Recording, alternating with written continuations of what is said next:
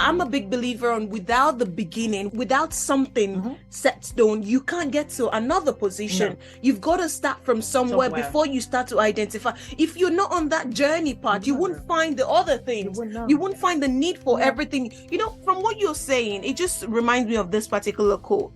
I feel like it resonates with it a lot. A strong woman knows she has strength enough for the journey. But a woman of strength knows it is in the journey where she will become strong. Now we're building all those things you've built from the beginning, from where you come. Now you can say, oh, what I'm doing now is what I wanted to do then. Because you have something to compare it to. Hey people, it's your girl Esther Ray, and this is Not Format Village People. I think perspective is actually a gift. It's a gift to have a different perspective to the other person you're having conversations with, and it just makes it all interesting, isn't it? So on this platform, we're going to share personal stories. Be open-minded, listen in, pick what you can pick from it, do you understand, on different topics, because we're going to be talking about different topics, from friendship to marriages to life happenings to growing up to backgrounds, to careers, to businesses. So different people will be coming on this platform, and I'm looking forward to sharing my perspectives, my stories, and exciting informations just for you to learn from it. It won't be new things that you've not heard before, but I'm hoping this platform will serve as a kind of a reminder for you to connect back to that you need to connect to. Once again, it's Not Format Village People, guys. Thank you. Amazing. Yet another episode of Not Format Village People. And today's one amazing one because I'm not here alone today. I am not here alone today. And it's exciting and such a fulfillment for me as well. Because if you don't know this podcast journey, it started a while back. I attempted vodcasting. I attempted quite a lot of, even the podcast stuff. I started with some other podcast route that I thought would be it, and it never happened. But look at us today, at least by this time now, we've recorded over a dozen of these episodes now, and I'm bowling. I'm happy about it, and I'm starting to think it's time to bring some amazing individuals onto the platform as well. Wonderful, inspiring women. Because I'm not the only one out there. I know I'm inspiring. I know you love me. I know that. But I'm not the only one out there. There are other inspiring, wonderful, intelligent go-getters out there, both male and female. And I can't wait. You're probably listening and you're guessing who she brought on today. Yeah, she's one beautiful, amazing lady. And it just takes me back to when I met her. I met this lady when I started. It was just right after I had my first daughter in 2018. And I was going into this journey of motherhood. And I was scared, with that mindset of you become a mother and your life just halts and nothing is going to move forward anymore. Whoever brought that kind of thoughts, like you become a wife, you become a mother, and that's the end of it. So I guess with the thought of that, with that mindset, I was thinking, you know what? I am going to get in the driver's seat of my life and not let that direct my path. And glory be to God, I managed to get myself actually a 6-figure job at the time. I just had a baby. 6 months later, I was running and, coordinating and managing and directing the 6-figure career path. So I decided to start a group called Intellectual Ladies. And right after we left the comfort of my living room, because we started from my living room, actually, one of our get-togethers, a lady that attended we were about to round up and she said, I'm going to a business brunch. And I'm thinking, a business brunch? I have always talked about how we need to come together, especially as colored folks, and start a business brunch where we are able to donate, contribute to other people's business so it can get off the ground, so it can start. So to contribute and kickstart with their dreams, with their goals and their businesses. So as soon as I heard that, I knew I had to be there. I knew I had to be at that particular business brunch event. But then I got there and it was hosted. It was put together by this pregnant, beautiful lady. And I thought, oh my gosh, the way she carried herself, the way she introduced what she was about, what the whole program was about, I just fell in love. I fell in love with this young lady knowing she was actually secretly crushing on me. Few days later, I left the event. Even before I left, I obviously had the opportunity to hold the microphone, and I butchered it. Any opportunity to hold the microphone anywhere, I will collect that microphone and I will say it, however I say it. So I obviously went off with, oh my goodness, I'm so excited to be here amidst other intelligent, amazing women doing what I started in my living room. And I thought, oh, I was the only one doing it. But now, everybody's holding and hosting a woman empowerment program on Instagram, you see. Thank God for lockdown. But then before I even knew it existed or it was something that was out there, we'd started it. And it was just a great opportunity to meet another young lady doing this thing, not letting the whole storyline behind you get married, you start having kids, and your dreams has got to go on the back burner. She was doing it. But a few days later, I've got to say how she obviously let me know she was crushing on me as well. I got this text message on my phone.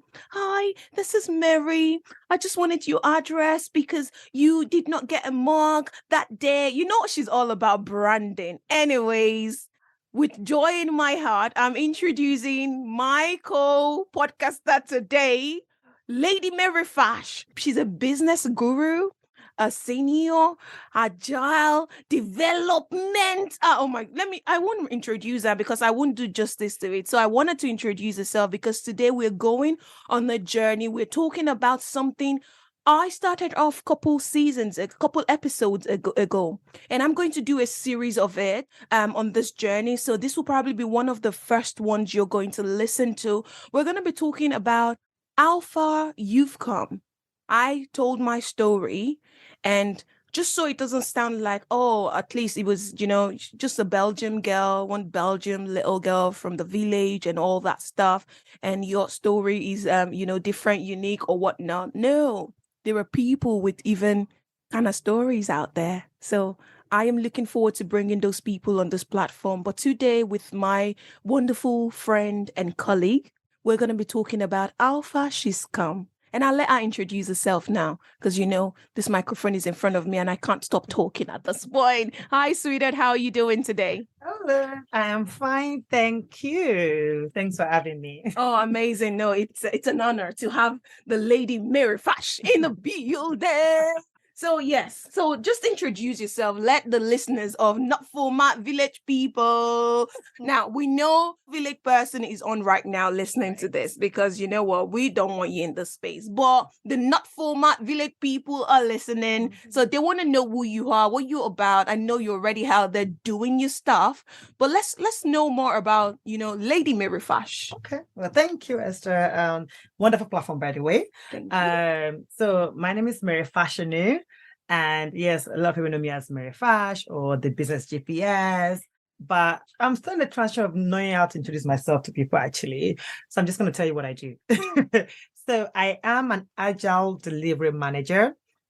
A lot of people don't know what that is. So I always tell people I'm not a pizza delivery person. So if you've heard of Scrum Master before, it's very similar, except that there is more to it than that.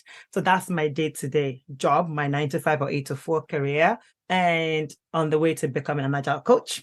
And I'm also a strategy consultant. Woo-woo. And that can be on anything. So it can be business, career development. I'm not a career coach, just to let you know. So I can help people directly like, what do you want to do? How do you want to get there? Get a career coach. So that's what I do for business, for career, for purpose. And I'm a mom of 2. I've got 2 amazing daughters. I'm married to amazing king. We're going on 9 years now, being married. Wow. And yeah, I have a ministry.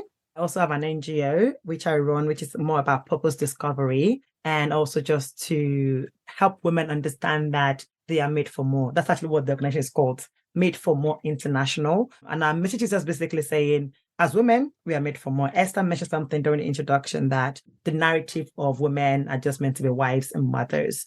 So that platform or that organization is to rebel against that, to just show that women can be more than that and can have it all. And can be a mom, a single person, single mother, a wife, excel, thriving, have a thriving career, excellent business, investors, whatever you want to be. So that's what we do, try to just remove and shatter the societal barriers that's been placed on women for so long that we can only be moms and wives. There's nothing wrong with that, but we can be so much more, and just helping women discover that and enter into that purpose and power.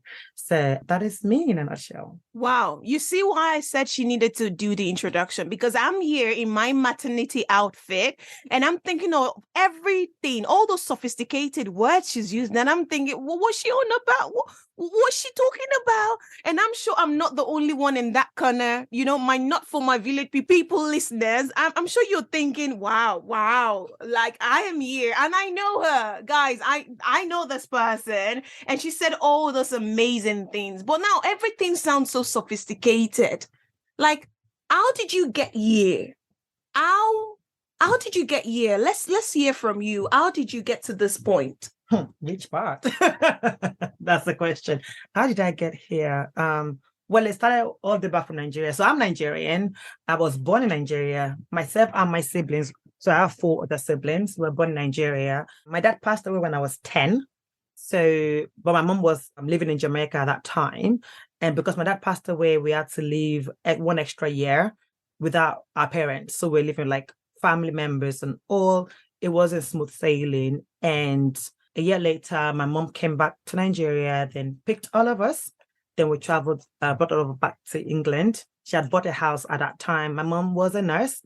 And so 5 children with a single mom. She was busy, obviously working day and night just to make sure we have roof over our heads, food on the table.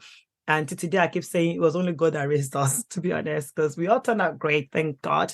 We're 5 graduates and everybody's doing well in their own right. And then I started high school in England where I was bullied, and it was a Catholic school. And that was shocking, like Catholic school? Bullying? Okay, interesting. And it was very weird because we got to England on a Saturday. I started school on a Monday. Wow. It was a big shock. Wow. So I didn't have any time to actually get used to the environment, anything like that. It was winter, it was November. So I started high school then. I was bullied. After a year and a half, I was taken out of that school. Then I joined my older sister's school. Now this school, and I always actually talk about this story because I think it's very important that people hear it. I was taken to my older sister's school, and this school was one of the worst schools in Manchester. Wow. What school is it? Then it was called Ducey High School. Ducey? Do they still? No, they've changed. Oh, all right. Oh, yeah, they've changed. So I went there, even though that when I went, it was called Ducey, but then the government, it was turned out to be an academy. So a trust, obviously, started looking after the school. Now, it was obviously, if you know Moorside, if you know Manchester, guys, you would know Moorside. And Moorside is not known for anything good. It's where you see drugs, where you see gangs and things like that. So that's where the school was. And the students, of course, because the students are from the area, so they're not like great.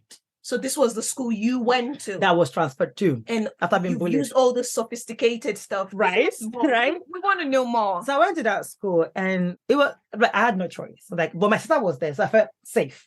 Good. My sister was like my protector. Even though at home we don't get along, if anybody tried to bully me in that school, they have my sister to answer to. But then the school got changed. It was bought by trust and it became an academy. So Manchester, now it's called Manchester Academy. I see. Building was changed, uniform was changed. So the school tried to really climb up the ladder and to be better. Needed it. Oh, they needed that rebranding. And I actually went ahead and became an ambassador for the school. Wow. I was one of the ambassadors for the school, so represented the school. So for me, it was more of almost like just because the school has a bad reputation doesn't mean we can't change it. School is just a 4-corner wall. We make the school. Correct. So that means human beings make the school. That means we have the work to do to change the perception of the school. So I was part of the business ambassador of the school. And of course, from there, I knew that I hated exams. I did not believe that exam is the right way to test someone's ability or knowledge. But I had to do it. Oh my God, I failed my GCSE. I only had 4 GCSEs. I did not like English. I did not like science. But yeah, so I managed to scrape and pass English because I needed it for university. Oh, yeah. So I got a C. I was like, oh God, thank you, Jesus. oh, I'm like, finally, I can actually go to university with a C. You have the sophisticated words and you got a C in English. Okay. I got a C in English. Okay, I got a B in maths. Yeah. Like, that's what I needed to get to university, and I'm fine with that. I remember getting home, I was like, Mom, oh my God, guess what? I'm going to see. I was so excited. You would think I got a star. My mom was like, did somebody not get A? So why are you excited you got a C? I was so oh my God, I was heartbroken. Like, you don't know how hard this was for me, in school, and showing you that I'm so excited I got a C. You broke me. Like, you know what? You don't get it. I'm going to my room. Stomp to my room. I was fine after all. I failed science. I didn't even have science. And because I knew I didn't like exams, I said, I want to go to college and I want to do a course that would not allow me to do exams. So I started searching till I found, then it was North Trafford College, but now it's called the Trafford College. All right. And I found business. I said, I hated science. I do not like maths. I don't like PE. So what can I do? The business. Why not? Wow. So it started from as far back as college. Yes. The business GPS. Yeah. Okay. I see. I said, I want to do business and I don't want to do exam. So the only option I had was to do a national diploma in business. I was like, well, why not? So I went for it. And one thing I know is I always had power over my decision, my choice. I didn't like my mom or society or siblings say, why don't you try being a lawyer? Why don't you try being like this is what I want, that's what I'm doing. I think I've been a rebel since younger age. I see. You can't tell me any different. This is what I want and I'm gonna get it.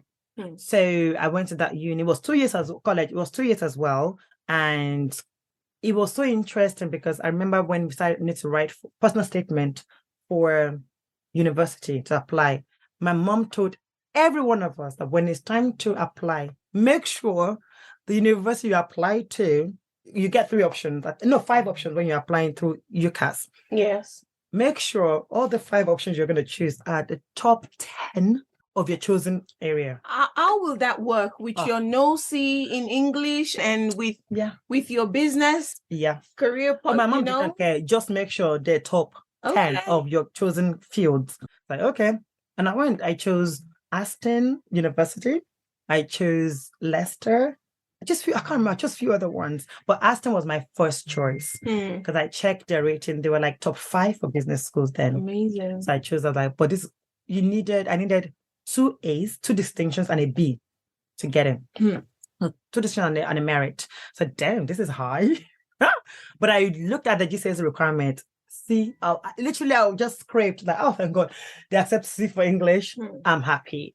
So what we had to do a personal statement, and part of people that support him, so you have to write pick a person to write about, a business to write about, and why you chose that business. All right. So I chose Body Shop.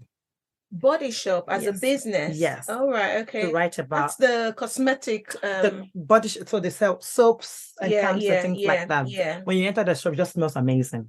I see. And I just because the founder was a woman.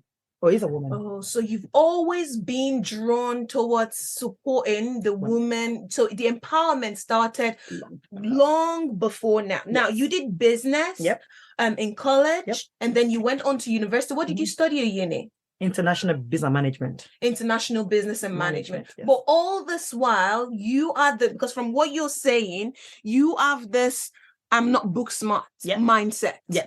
I am not book smart. So when you're not book smart, when you don't have the book smart mindset, what other mindset is available for us to go into? Just for those listening that you're feeling, I've never been smart, because I say that to my clients every now and again, or whenever I go for any event, I say I'm not intelligent, and people look at me like, what do you mean by you're not intelligent? I'm like, yeah, I'm smart, but I'm not intelligent. Intelligence is a whole different ball game. And again, remember what I always say about perspectives. So you did all of this without you being book smart. So what helped you on that journey to even going college and then university? Because there are a lot of people that are not book smart and they decided, I'm not even going to waste my time to go college or let alone university or the top 10 like your mom wanted you to do. I think for me, it was determination. So my mom pushed us because if you're from Nigerian home, you must have a degree. Correct. Even the first one, if you just to please your parents, you must have a degree. Only if you are maybe adopted. Right? Even at that, you must have something. Yeah. So the fact that my mom pushed me, so I know that if I'm having this degree, right, I cannot fail. I don't care, I'm going to do it. The fact that I'm in it, I must pass.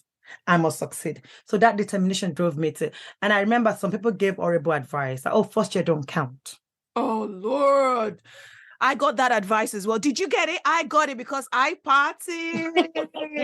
I partied through first year nursing. Yeah. We'll come back to that on another episode. Let's go on with this. So my first year, I didn't even party, but it was just, I didn't put enough attention. I didn't put enough effort into it. So my first year was, I think I just barely passed first year. And second year, when I was like, I need to do, now second year matters. I need to do more.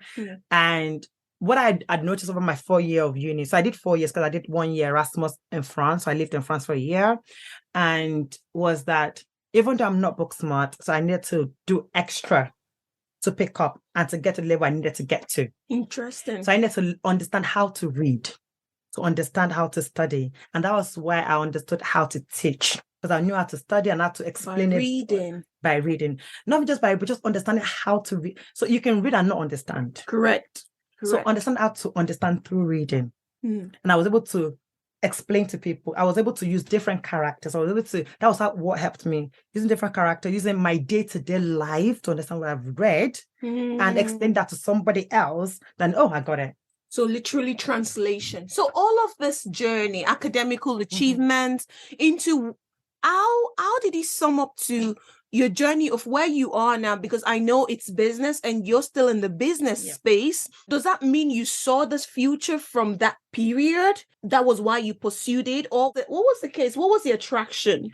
The drive? It was when I got to France. So I did a bachelor's in international business in France. And there was a particular subject called strategy, global strategy. And I fell in love because it made sense. I don't know how to explain it. It's like more of putting logic into things. Common sense. And it was on a course that I actually aced out in it. That was how much I was investing into it. So I knew that from that day, like, I'm going to be a consultant. But I didn't know what but I knew I was going to be a consultant. Then obviously the strategy came about, and that was it. And I passed from France. I came back to England. I graduated with 2-1. It was fine. And even at this, then of course I didn't get a good job that I wanted to. I was angry with England, the whole of UK. I moved to Nigeria, did youth service. You moved back to Nigeria from the UK? Yeah. To Nigeria? Yeah, Nigeria, Africa. Village people. No, not for my village people. She said she moved from the UK to Nigeria? Yeah. Oh, if you know me, you know I'm a fan of Nigeria, by the way. Anyways, I'm a fan. You know what I mean when I talk about I'm a fan. Yeah. So you moved back, and why did you move back again? For love. Oh, that's a different situation. So there are two reasons. Yeah, for love. That's a different situation. So I moved because my then fiance was in Nigeria. Ooh. And UK was frustrated because I couldn't get a job, because I thought I was best gift. I was a God's gift to every company, because I went to Aston University, which was top 5 business school. See that? Your university directing your path, unfortunately, it doesn't work. Bust your bubbles. Yeah. So I thought, and I had 2-1. I mean, how dare you not employ me? I was getting sorry, we can't employ you. I was like, you know what? I'm done. Let me go to Nigeria. At least I'm British. People would, hire me as expat, and let me go and do the service. I like that she said, she's from the UK. I'm British. Yeah. I'm British, You go employ me. Yeah. You know what I'm talking about? Yeah. Okay. Hopefully that's my attempt of doing the British accent anyways. So you went back to Nigeria. And you wanted those people to employ you based on your red passport? Was it still red at the time? Or burgundy? It's burgundy, isn't it? Yeah. Burgundy. Yeah. So tell me, where did you work? Shell, Chevron? Yeah. Where did you work? Nowhere. Oh. Shocker, right? Shocker. No job at all? Nobody would employ your passport? I wouldn't say no job, because I did work in Abuja for some time. Okay. But I didn't use my red passport. So I worked in the government with my first mentor ever. But you won't call it a blue collar job or white collar job.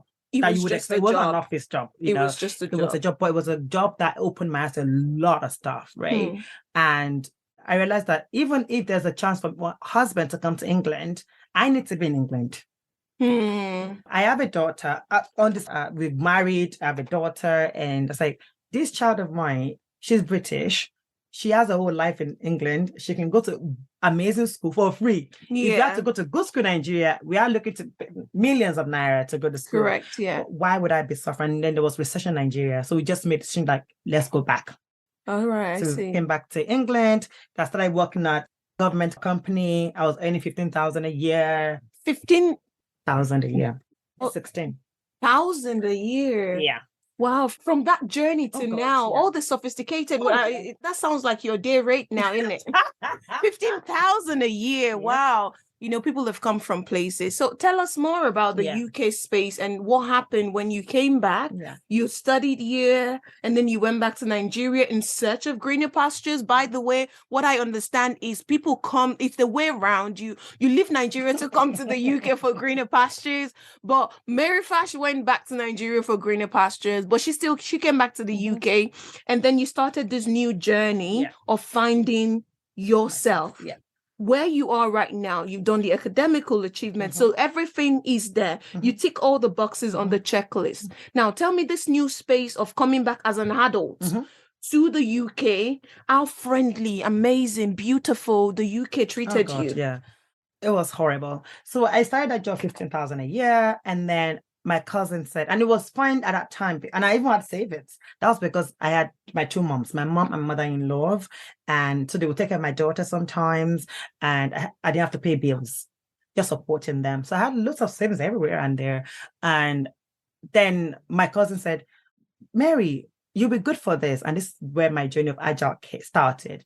You'll be good for a BA because you have the charisma, you have the, everything. Like, okay, what is that? Show me. So he said, okay, you will go for this course. It's 2 weekends crash course.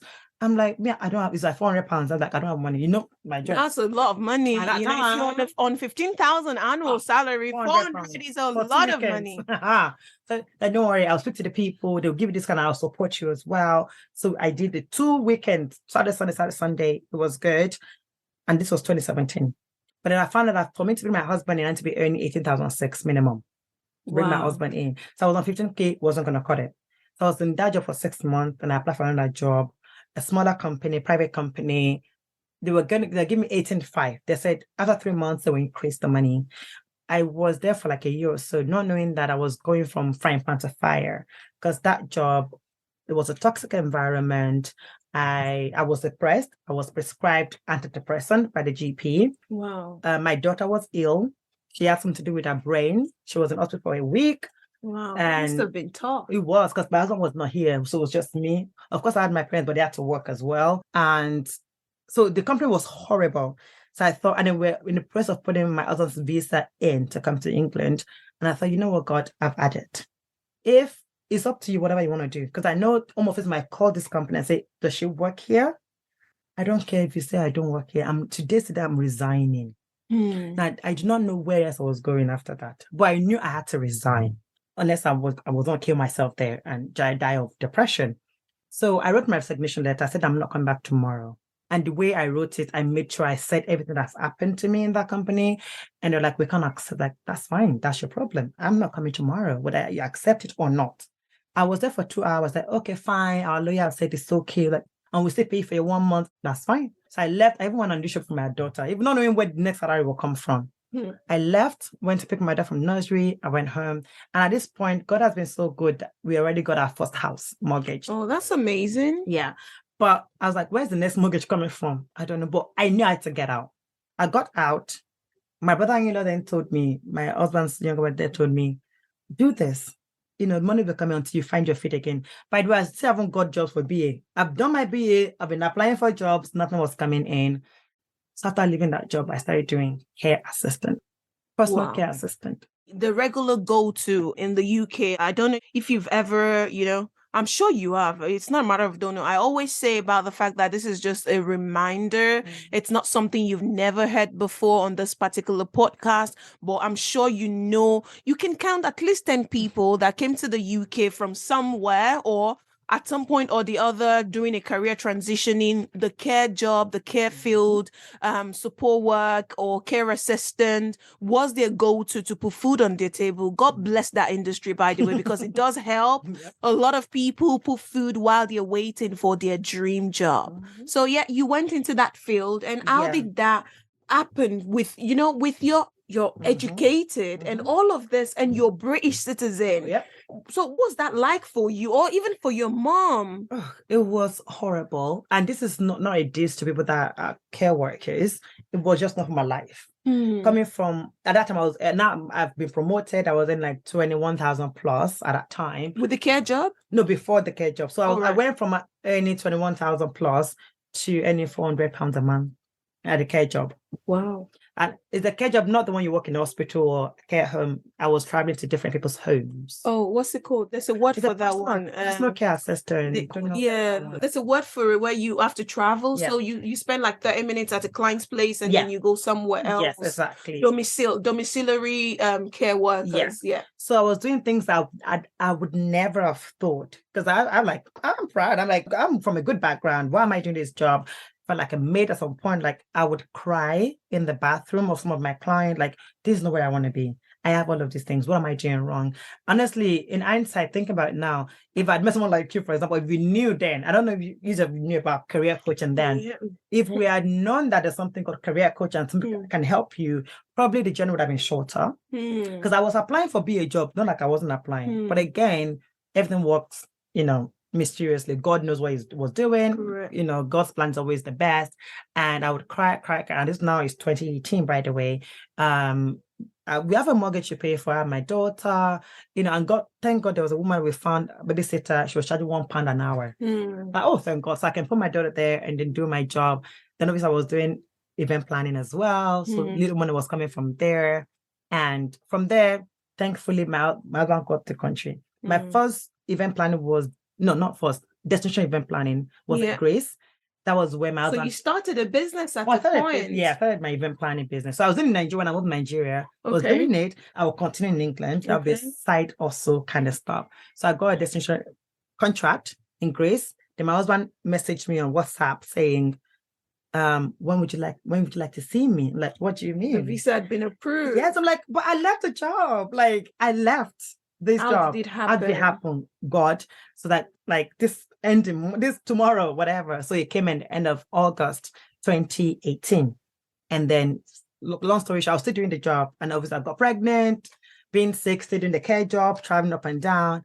And in October, I got a BA. That was my first. So from 2017 of doing January of doing my BA course, I didn't get a breakthrough until 2018 October. Imagine, for those of you that just want to snap your finger, and this is for some of my clients. I get some calls every now and again as a career coach. It's a very interesting thing where you're like, oh, so am I going to get a job tomorrow? And I'm thinking, oh, I wish I was that much, I wish it was like that. Yeah. But if you do the work, you will get the job. Yeah. Do you understand? Yeah. And that's something. So you got pregnant with 2. Now you have 2 babies on the way, and you're still going on this find me journey until I then ran into you with that pregnancy in 2019, still hustling. Oh, yeah.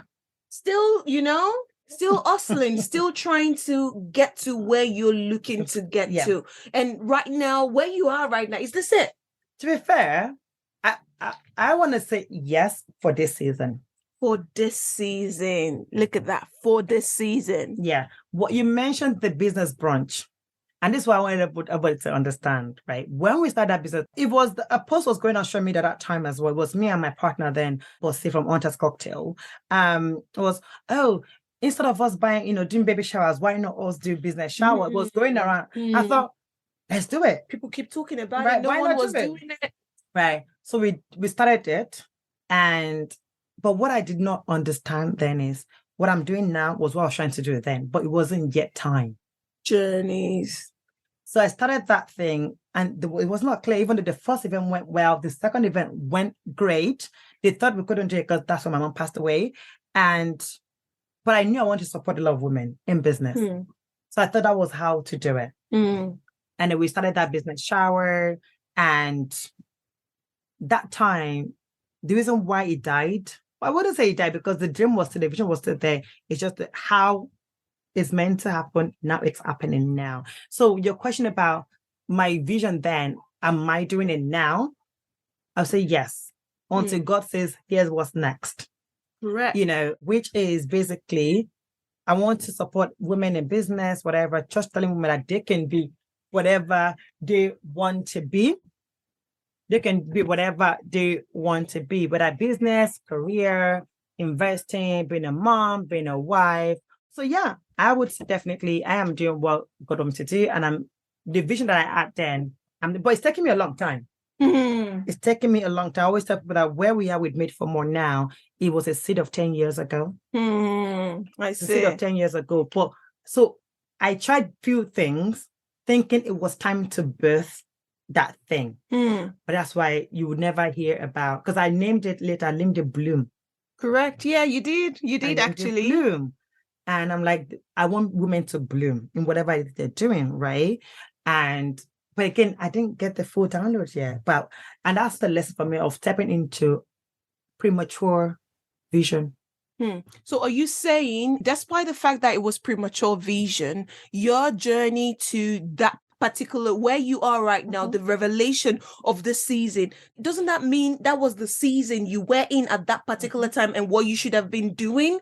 Because I'm a big believer on without the beginning, without something set stone, you can't get to another position. No. You've got to start from somewhere before you start to identify. If you're not on that journey part, you wouldn't find the other things. You wouldn't find the need for everything. From what you're saying, it just reminds me of this particular quote. I feel like it resonates with it a lot. A strong woman knows she has strength enough for the journey. But a woman of strength knows it is in the journey where she will become strong. Now we're building all those things you've built from the beginning, from where you come. Now you can say, oh, what I'm doing now is what I wanted to do then. Because you have something to compare it to. If Bloom never happened, or business brunch never happened before it became Bloom, we would not even be talking about any comparison right now, because you probably have not even recognized what women were looking for in the space or the season you're in now.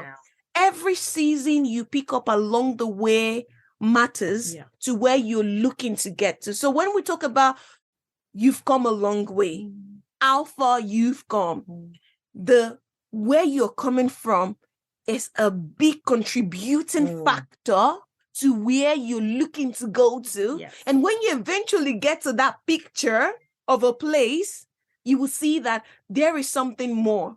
Just like Mary has identified from where she was coming from up until where she is right now. And tomorrow, I will not be surprised if she decides, that season is now gone. So maybe, just as a suggestion, blowing it out there, putting it out there, like I said, it's not something you've never heard before, but maybe we should just refer it as seasons.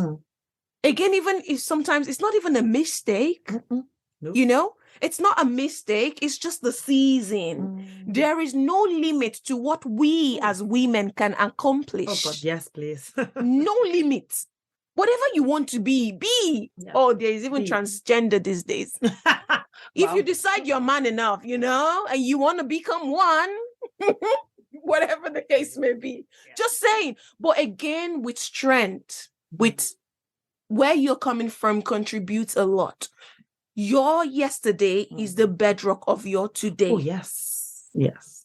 So it matters. That season you're currently in, that you're feeling, oh no, I don't want to be here. This is not for me. Just make sure you're doing what you need for where you want to see tomorrow. I was actually at lunch or a brunch with Mary just the other day. And part of the things we talked about during brunch was the fact that what you want for your tomorrow, if whatever you're picturing for tomorrow, make sure you're doing it today, because what you're doing today is the picture you're going to see tomorrow. The reflection of it. That's what tomorrow is going to be. So if you don't plant today, there is nothing to harvest tomorrow. No. And whatever you're planting, don't want to eat mango tomorrow and be planting cassava today, or be planting pineapple today. It's not going to turn into mango tomorrow. Whatever you plant in this season, you will harvest tomorrow.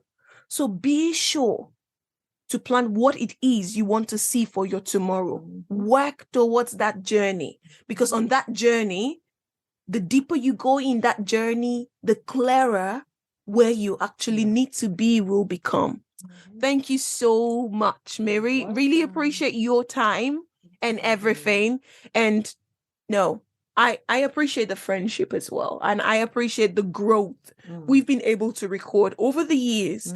We started I was coming from that intellectual ladies platform, and you were having your bloom. And what we've done since then, we were saying something at brunch the other day. We said, you know what? Then when we talked to each other, before we became this coach that you know us as now, we talked to each other and we decided, let's go and do it. Let's go and register the business.